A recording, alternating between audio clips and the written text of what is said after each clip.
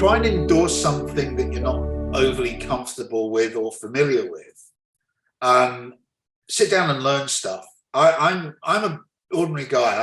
I don't do coding. I'm not into technology in terms of understanding the mechanics behind it. But from a use case point of view, I'm all over stuff. Hello and welcome to a brand new episode of Engatica's interview series. I'm your host Palak and we are really glad to have you join us today. And today we have Dave McColl, co-founder and senior consultant at MXRB Consultants LLP. Welcome, Dave. Good morning, good afternoon as it is over your part of the world. Thank you for inviting me. We're really glad to have you join us today. The Engatica interview series is a powerhouse of insights from industry experts and influencers from around the world. A platform that provides the latest news on AI, automation, and technologies that will help you grow your business. Come be a part of our community, learn, share, and grow with us.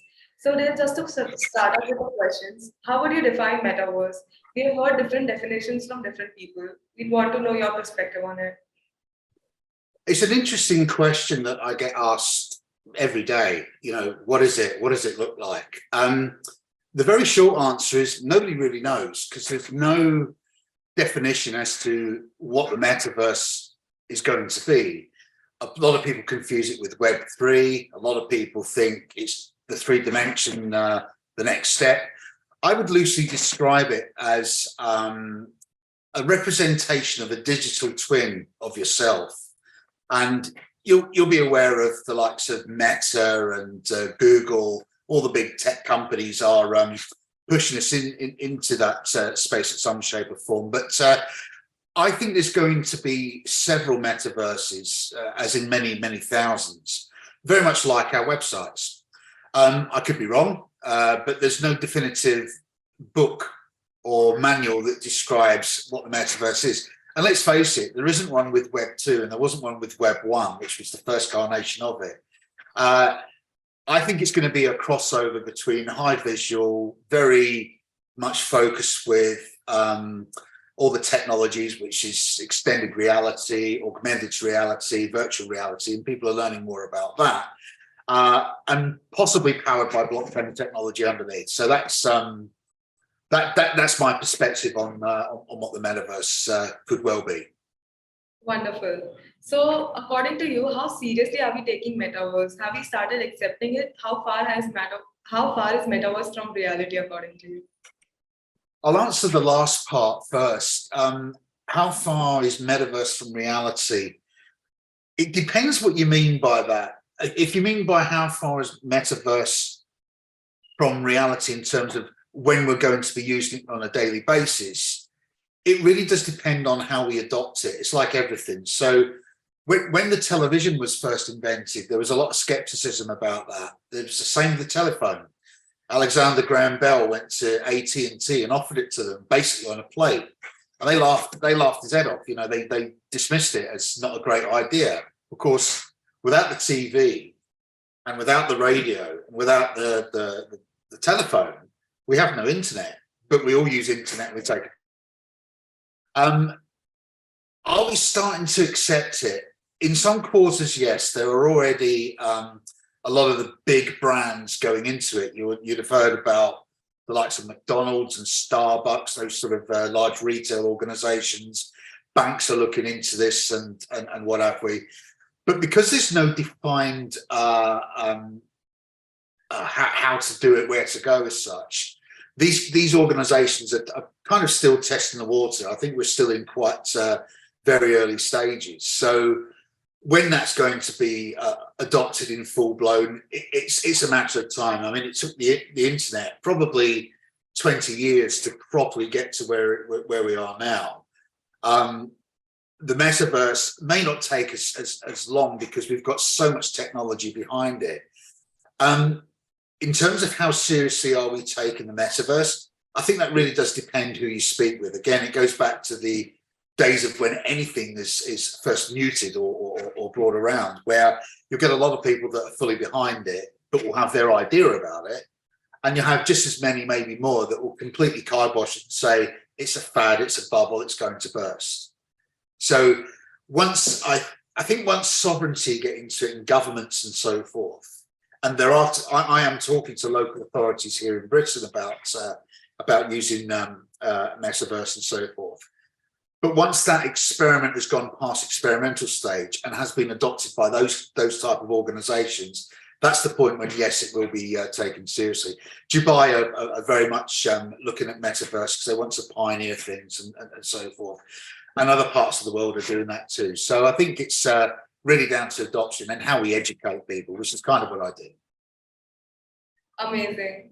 So building digital assets in the metaverse, is the world ready for it? How do we go about building them?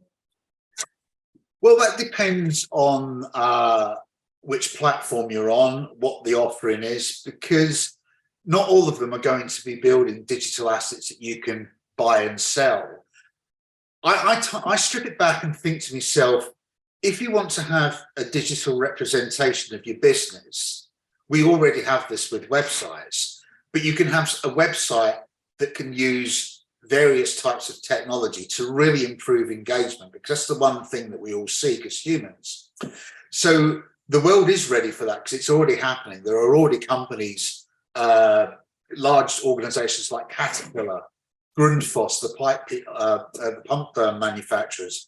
They are using Metaverse right now, and it can be used for so many different things. It can be used for maintenance. It can be used to display the company portfolio to new investors or to new clients, or even to new employees. So for HR, it's going to be a very, very important part of work in life. Building digital assets, I just say to people, look, it's not something you can pick up and take away with you, but if you see the value of a digital asset, i.e. a house that you can sell to somebody else for an amount of money or crypto or however you decide to do it, then that to some people does represent value. You'll hear about things, NFTs. NFTs linked to blockchain is a digital representation of an asset that sits behind it.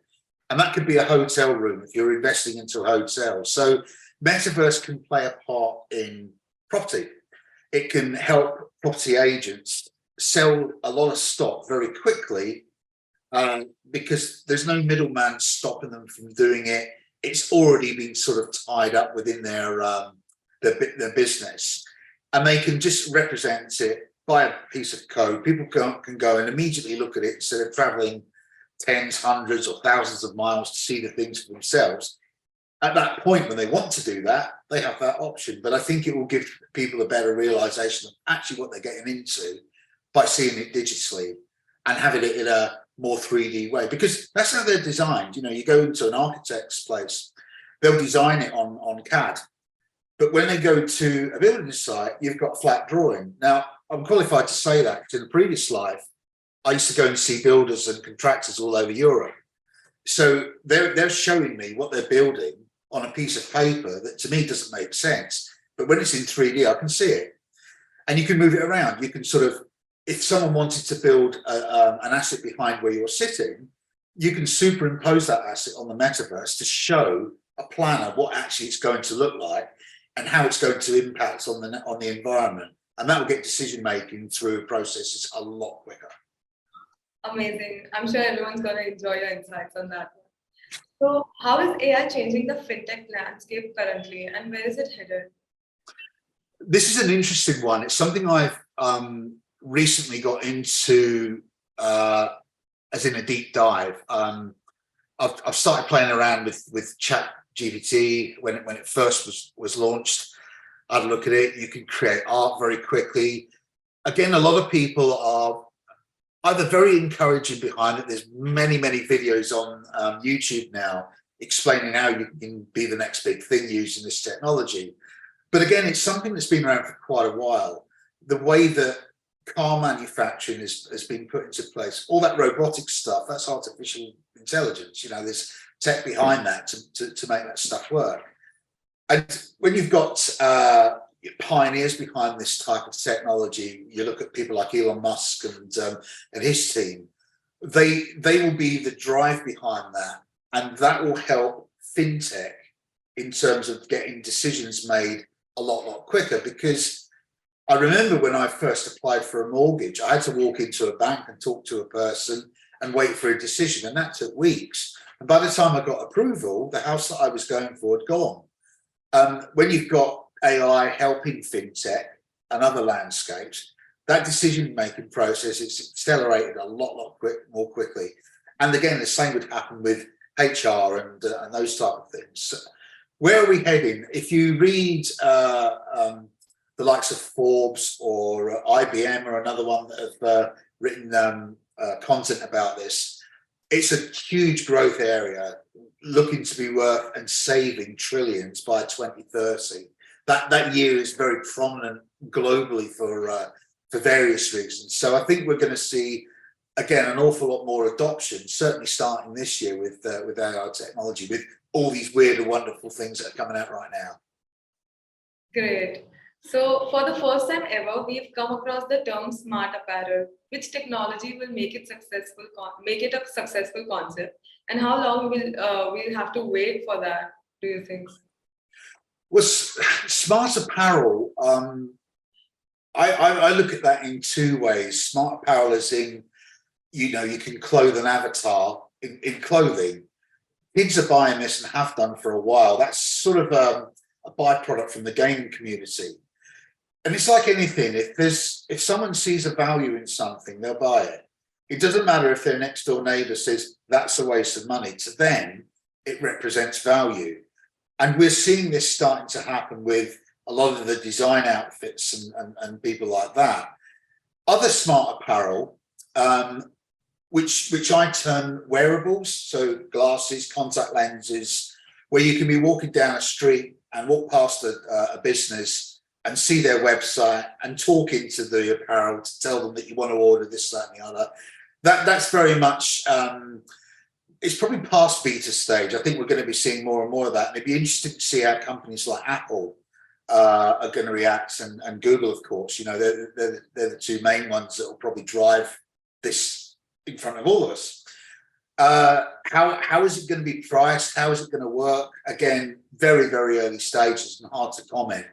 But I think it's something that we're going to have to start to learn and get used to. How long? We could get some glasses from Apple coming out this year. And my view on that is, depending on how successful they are with the launch, and they tend to do things pretty well, I think adoption of that will be a lot quicker than people will anticipate, and it will probably phase out the usage of mobile phones. We just won't use them. We won't need them anymore. It's that next stage. The difficulty, and this is the workaround, is how do these things get charged? How do you put electricity in them when you're relying on them all the time? I've seen contact lenses that are virtual. So how do they charge that? And coming from an electronics background previously, I'm wondering how that's going to be worked. And believe it or not, there is a concept out there. I don't know where it came from, but something I read on a blog site a little while ago, where we will be charging things without any wires at all and any devices to charge. So how you're going to send electricity through the air, I've got no idea, but it's an interesting one to think about. And that could be it.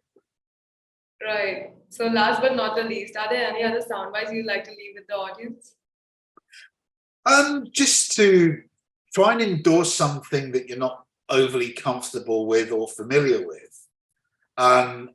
Sit down and learn stuff. I'm an ordinary guy. I don't do coding. I'm not into technology in terms of understanding the mechanics behind it. But from a use case point of view, I'm all over stuff like that. Years ago, it was Bitcoin that kind of kicked me into that. So anything that saves a business some time and can help them train their existing staff to do something else, which will be more of a benefit to them, offering them value, and of course value to the company, I'm all for it. So don't dismiss it at first glance like I did many moons ago. Read into it. There's plenty of resource out there where you can. I'm one of them. Get in touch with me. I can help people on that if they want to understand it a bit deeper. Right. So thank you for sharing your amazing and valuable insights with us. It's been amazing talking to you today. For more content, subscribe to Engati and tap the bell icon to get access to exclusive content and from thought leaders around the globe. Thank you so much for tuning in, and we'll see the experts soon. Thank you.